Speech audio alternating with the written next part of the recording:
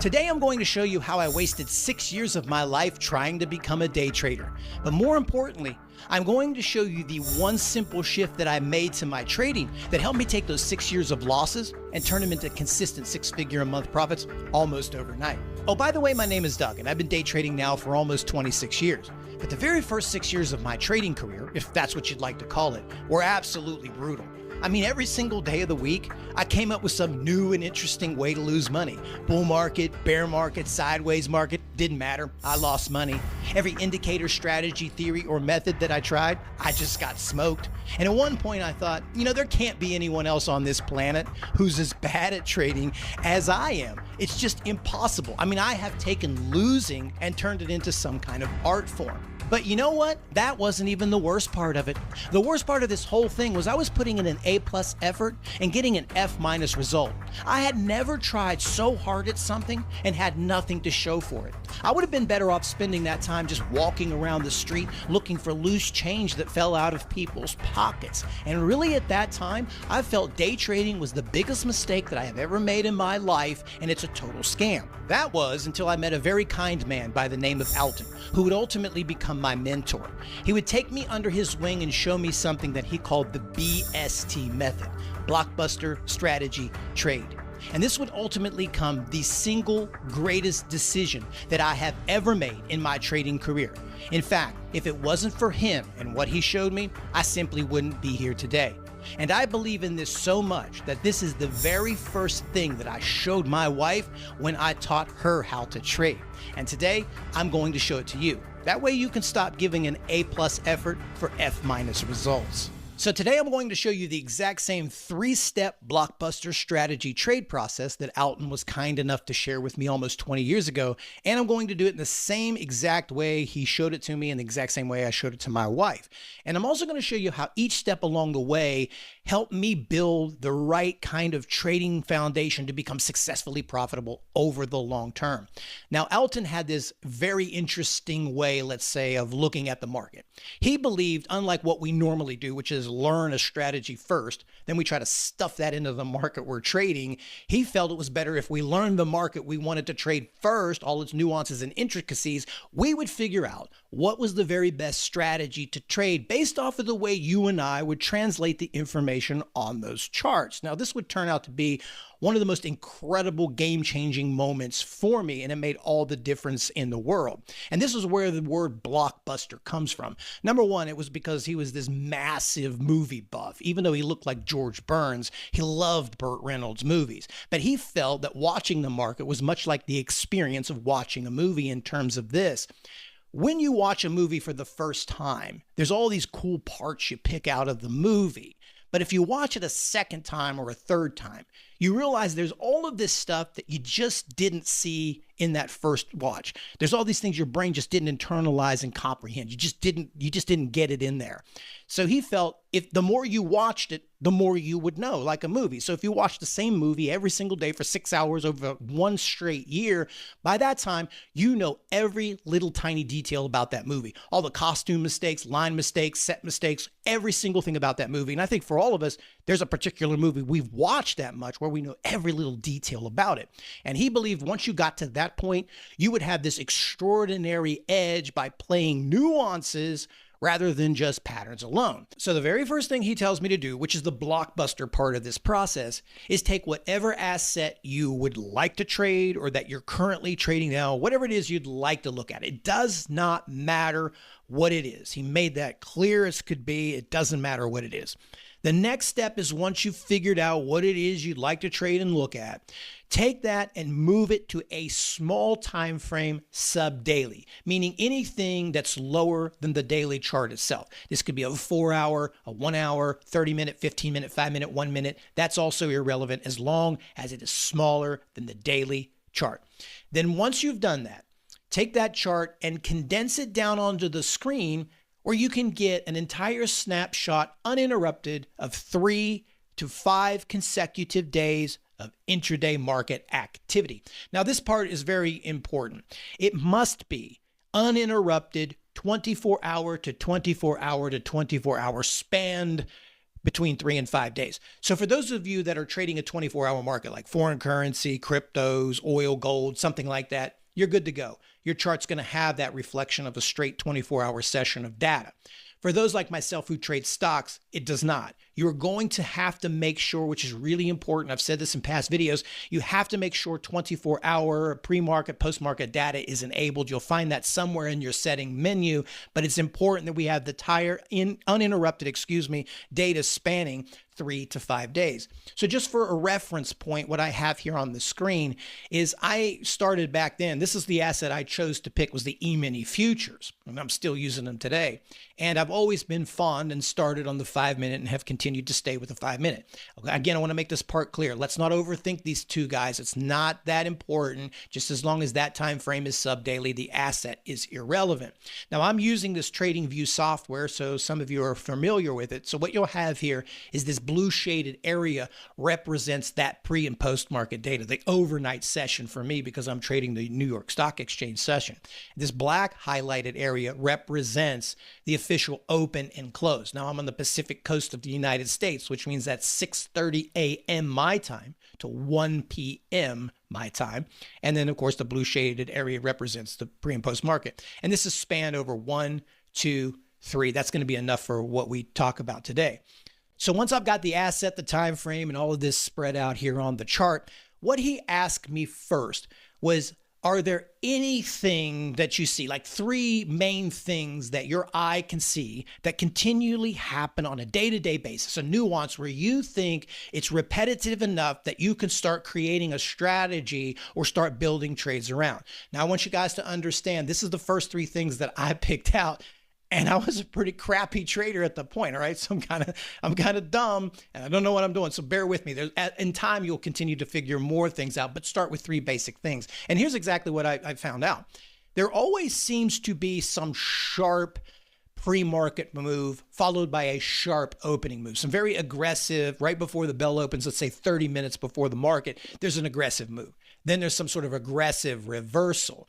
And the truth be told here, this has been happening now for 20 plus years. Like it was the same as it is right now, even though this is a modern day chart of the E-mini futures.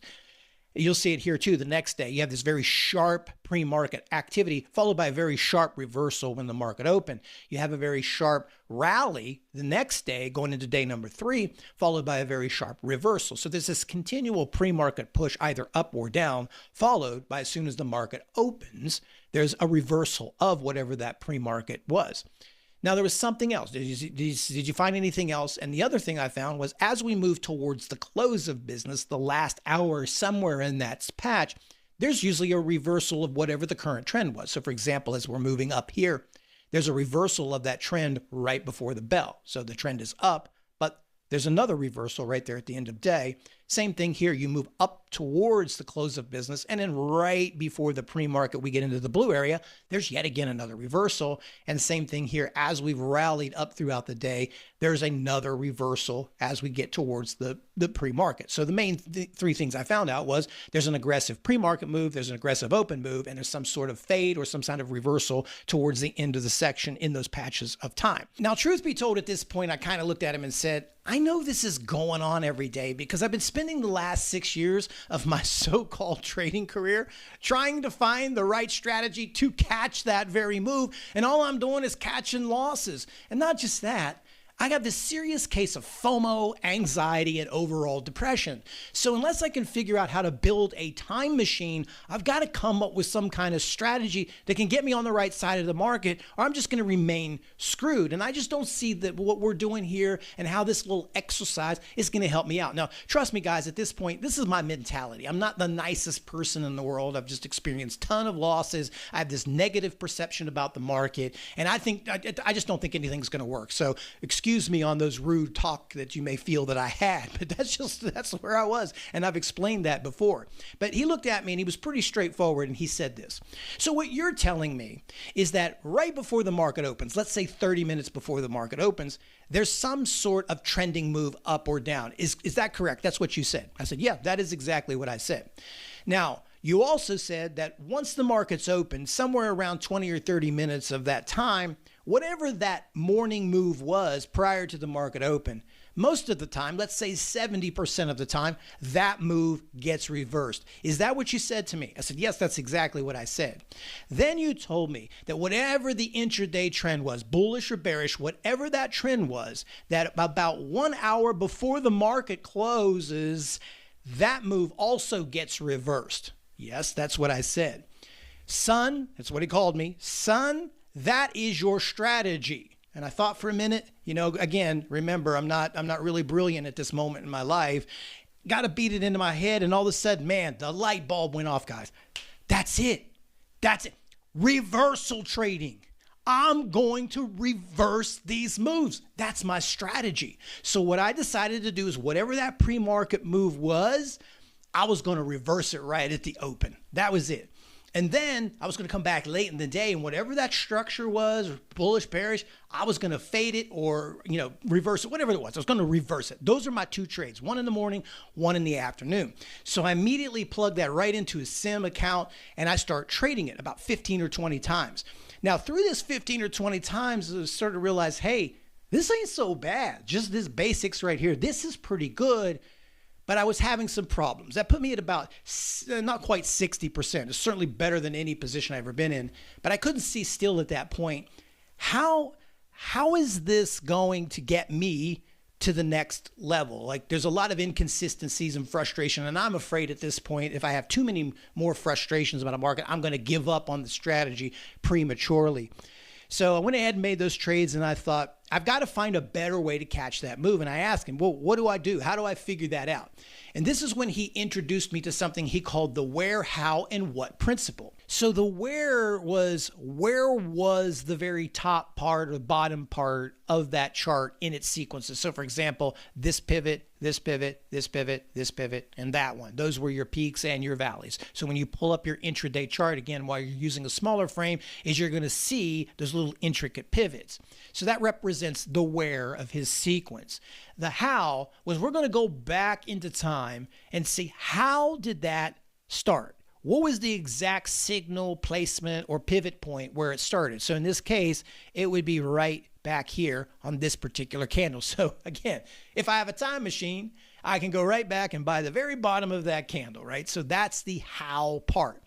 Now this part would become the best one, which is what took place before we got to that spot. Now, what he recommended I do was to take each one of those, not use prices, don't use the names in the top of the corner of the stocks or assets, just Xerox copy them. I'm sorry, but that's how we used to do things back in the day. And that's how long I've been around. We would Xerox copy these, get out the scissors and cut the patches of these together. So what I'm going to do to make this little part of the video easier is I'm just going to use the high sophistication snippet tool. And then I'm going to take that snippet tool and put it in Paint Shop. Again, that's probably even dating me as well using Paint Shop. But anyway, that was kind of a joke. My bad. So we take the very top part of this, for example. We go down to the origin of that. We move over, a handful of bars. We copy that. And then I'm going to go ahead and throw it here on the Paint Shop. Then we're going to come over here. Let's say we take one of the rallies. Let's just grab a couple of these. I'll do it real quick so I don't bore everyone out. We'll grab this peak right here. And we'll grab some of the handful of bars prior to the peak, and then we get this nice fade. You see that right there? That's how I'm going to do that one. And again, I'll just kind of speed through this a little bit, grabbing each one of these and putting them here on the Paint Shop. All right, guys, so to save time and to save you the agony of watching me clunk around the computer with my mitten hands, I went ahead and just cut some of the up moves and down moves, the ones at the very top of the screen. And I tried to make them as symmetrical as possible for your viewing pleasure and the educational value. But the very top of them represent a few of those up moves that took place, going from the very top, going down to the bottom, the how, and moving over to the left. Down at the bottom, you'll see a series of 3 of the reversals coming from the upside after a rally. So when I did this, I immediately started to notice something that a lot of you have seen before in this video. Now, we've talked about some of that every time the market opens, there's usually this nice little drift. Now, one thing I wanted to mention about this was that it's not just a drift or a rally. It's usually something that's a little more aggressive than I thought of. So what I was trying to say there is that I would try to short sell into that momentum or buy into that momentum, which ultimately led to me being stopped out. So I realized that a lot of these moves that were taking place were sort of what I've called now over time, and we've done videos on, the sucker step or the lead candle. It's actually an engineered fake move to get all of us retail traders moving in one direction so the big institutions can use us as liquidity and flip the price. That's immediately what I started to realize. Now, back then, I didn't quite understand that's exactly what it was. It would take several years for me to really figure out, but I had the concept and idea. But there was something else that was really, really important about that. And it's going back to the how part, which is how did these get reversed? What was that signal from the bottoms, from the tops? And here's what it is. And I know for those people who watch this channel are really going to start to connect the dots. What I did was I went back to the actual origin candle and picked the candle before. So what I would do is this, take this candle and I would move it over here and put it on a separate piece of paper. I would take this candle right here and I would move this one and put it over here. Take this one from the top and move it over here. So again, to save time and spare you the agony of my subpar computer skills, what I did was just focus on that how candle and go back to the next candle, cut and paste them on a separate sheet of paper that I did back then. Now it's here on this brilliant paint shop program. And I know the people who watch this channel are going to see exactly what I see, what I found, which was another light bulb moment for me. Every single one of these reversals, every 100% of those reversals came from the same two types of candles. Either what I call now, it's the engulfing candle, but what I call now the power of tower candles, like this, the engulfing power of tower, or the infamous John Wick, which is a hammer or inverted hammer. This is exactly where those trades originated from. So now not only do I understand that the pre-market move will most likely be reversed, what will dictate that actual reversal will be the candle itself. Now I'm feeling super confident. So I immediately take this and start plugging that. It's only going to be John Wick candles. It's only going to be power of towers. I start simming about 25, 30 trades, and it's really taking that 60% and shoves me up to the low 70s just using a couple of those formats. But I was still getting stopped out more than I wanted to. I wasn't trying to achieve perfection. I was just trying to keep myself from ending up getting disappointed and giving up, because that's the mentality that I had at the point. So I said, that's what I'm going to do. But there's something else. Because I'm still getting in early and there's still some fake outs. But in this transition, there was something very, very interesting that I found, which was also game-changing. Going back to the chart, here's what really put it into another level. Whatever this move was right here prior to the opening market, so in this case, this move is down. What I want you to look at right now, which is very important, is the actual formation shape size of the candles, the time of the candles, like 1, 2, 3, 4, 5 of those in a row, and the distance in which they traveled. Here's what I found out to make it simple. Whatever this move was, would most likely be repeated somewhere in the first 2 hours of the session in some sort of relevance. So you have this fade early, but that same style of fade or size of fade happens over here after the first hours, right at the first top of the hour, the 7 o'clock time space. So for example, again, if I move this chart out, we scoot it over to the following day, this pre-market move right here, the structure, speed, stature of that move was repeated after that, it was repeated again at around that 7 o'clock to 7:30 space. And again, if I scoot over here to the next day, you'll see even in an extreme case like this, where you've had a very nasty, nasty drop, right? In this case right here, we've had this really big drop right before that market opened. Take a look. After this huge drop, you had this nice little drifting fade. You got that again. So now when I'm starting to put these pieces together, there are a few things that stood out. One, there's a specific time that a move happens. This was like oh my gosh. These patterns, the reason they weren't working for me is I'm trying to stuff them in multiple time frames. I have zero idea that the clock, the actual physical clock, plays any role in this whatsoever.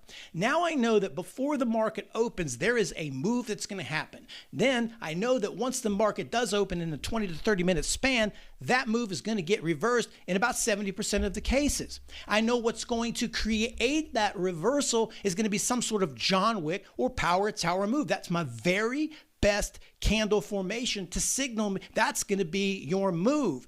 And I can kind of predict the quality of that move, the strength of my trend, and what to expect via targets or how that move's all going to play out, because whatever happened in the pre-market, it's going to pull that same exact pattern somewhere after the first hour. I feel like I've invented that time machine. This is so huge. And the moment I start putting it in the sim account, it really explodes up towards that top.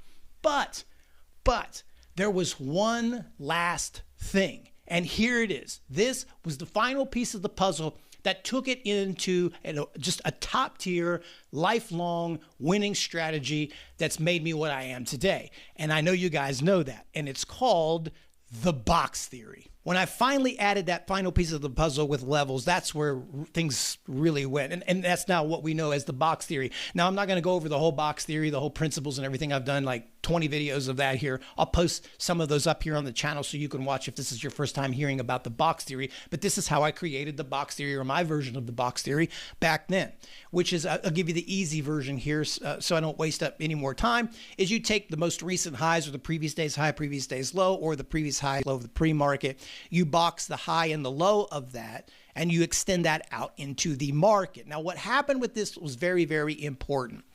If, for example, in this case right here, if the John Wick, okay, so let me back up.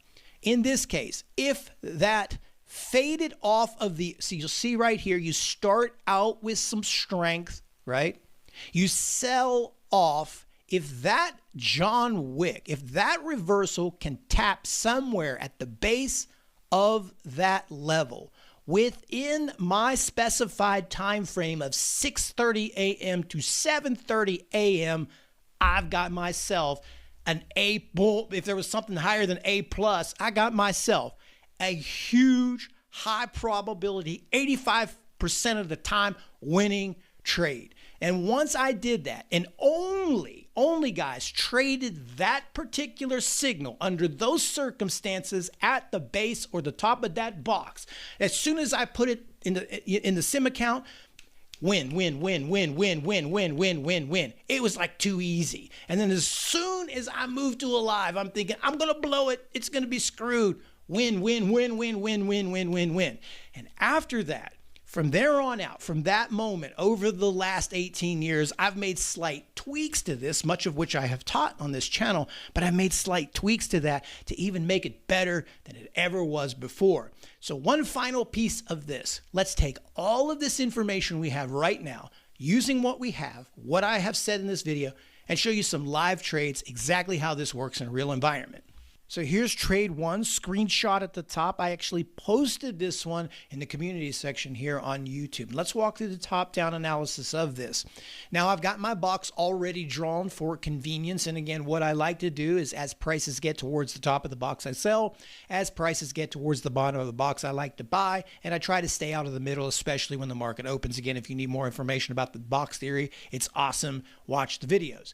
But here's what happens. So going into that market open, I have a rally, which I'm expecting this to be reversed. However, based off of the way I prefer to do things, which you may be different, and that's cool. It's too far. I want it at the top of the box. I want those to match because that's what's going to give me 85-90% accuracy. I don't want to take so-so trades, and that's what we all should be able to do. But I know most likely that's going to get reversed, and because it's going up, where do you think it's going to get reversed? To the downside, correct? That's probably what's going to happen. So I'm going to play the tape here and kind of move it forward and try not to screw it up and move too fast. And we'll see what happens. It's right there. So I'm going to kind of open that up where everyone can see it. And I'm going to move back just a quick second. So how I engineer this trade, or how I do it, I've gone over this 100 times. Again, I'll put that up here on the screen. But notice what we have here. Let me open that up so it can be seen. Is that John Wick bar. Now, when I see that John Wick bar, if that matches, okay, so let me go back and not try to confuse everybody. If that matches the base of the box, came from the pre-market reversal, hits the tail, gives me the wick, what I usually do is just go ahead and enter either on the next bar or once it's retraced about 30-40%. So in this case, what I would do here is this would be a buy to me. I wouldn't think about that anymore. Now, I've mentioned this also in past videos. Somebody go, don't you wait for the candles to close? Don't you need this more confirmation? No, you see, my confirmation is this: that pre-market move that I've already studied, the reversal when the market opened, the candlestick itself appearing at the precise location. So this is the important thing. It appeared at the precise location. If it would have appeared somewhere else, it's a fake. This was the problem I was having with trading, was that I traded every pattern I saw wherever it showed up, and I was missing critical pieces of context. So the answer is no. Again, and even if you do it this way, here's the beauty, which I've already gone over in a ton of videos. Your stop is nothing on this, and you'll see that this thing turned out to be one of the better trades for the month. And when you see that, you're able to get this incredible amount of size inside of that trade. It actually completely went out of the screen. Let me back it out. But you get the point. Look at what happened here on the chart. Now, the next one was NVIDIA. This one's a little bit different. It'll show you how you can progress and continue to add quality things to your trades. Now, this one was a gap up based off of earnings. And many people have asked me this questions in the past box theory videos I've done. What do you do on gap up and gap downs? Well, what do is you box in the pre-market, because that's your most nearest levels, which is what I've done. This is the gap up. This is the gap up high and the gap up low over the overnight session. Remember, I put an emphasis on pre and post-market data. Now, something was interesting about this one. What are we doing here, guys? What are we doing? We're starting to rally or push upward before the market opens. What was the formula right there? Remember, the key is pre-market. It most likely gets reversed, right? There's a high degree of possibility. So rather than chasing a post-earnings winner, maybe I should sell it. It sounds so silly, but man, this is how you make money. So if and only if that candlestick signal shows up at that precise spot or somewhere around it, right? Because it could just keep on going. Let's not forget that, okay? So we don't want to run in there too early and get steamrolled. I'm going to move it here real quick and see what happens. There was the actual bar itself. Let me move that back so everybody can see it. It just moved too fast. There it is. I'm going to open it up. That's the Power a Tower bar. So unlike the John Wick, I do kind of the same thing there, that if 30 to 40% of that big bar gets retraced, which is probably about right there in this area, that's where I entered. That's my spot. And again, the same philosophy behind the John Wick. Are you waiting for candlestick closures? No, because I have the data. You see, once you've done the reps and you watch the movie and you know, man, you just know. And that's when you start going to another level. And of course, there was something else. There were two on this one, because as you saw there real quickly, it did drop. But let me show you something else. Once it extended through that box, right? Take a look at what you got at the bottom. There ended up becoming another John Wick style trade off of that. Now, it extended itself a little further than the box, but because of its circumstances surrounding earnings, you can tell that if you go 5, 10, 15 minutes, actually 10, 15 minutes without any selling and solid wicks, you can see all of that, just that price being absorbed by buy-side traders. You're probably going to get another move. So that was another long in that area, buying right there. Same theory up top, just kind of reversing it. Stops below the low of the day. And this eventually put in a very solid move. I'll probably have to open up the charts just so it can all fit in the screen, and you'll see, right? Now, that's the key, is that, let me just get rid of that here for everyone. You can see those pivots. Take a look at how they work. Pre-market move up, top towards the box, Power Tower candlestick signal. There's your reversal. You could have quit your day right there. You just stop. If you hit that right, you're done. You come over here, wicks at the bottom, moves it back up. And you can see just with those formulas, you're going to make money. So here's what in closing, let me recommend this. I think most of you know what to do and what you want to do here from this point. Take whatever you're looking at, condense it down, get a good span, 3-5 days, and just look at it. Write down 3 nuances that come to your eye, not my eye, your eye, okay? Take those, write them down or type them, right? Type them somewhere. Then watch it for 5 more days, 5 more days, and see how many times those nuances appear. Each and every day, those pivot point shifts, or what does your eye see? Not just me. You got to see what you have to see. Take a look, cut and paste those, try to remanufacture it. See if it happens the next day, and then the next day, and then the next day. And you're going to see that these patterns are always repetitive, which is something he used to tell me. Everything keeps happening the same way every day. It's just at a different price at a different time. And that's what you're focusing on, is waiting somewhere, before, by the time the market opens and the market closes, you're going to get that move. And then once you're dialed, and you're going to make a ton of money, and stop chasing these patterns that aren't working and doing theories that are just confusing you. So guys, I'm going to call it there. I say this is a great video. I had a lot of fun doing this. I hope I was able to shed some light and get you one step closer to where you need to be. One last thing I want to mention is every single week, my wife and I do a comprehensive market watch list. It's called the Gains Guide. It begins by taking a look at all major markets and breaking down both technical and fundamental facts around that market, along with a handful of stocks and other assets that have prime setups based off of the stuff we've been teaching on this channel.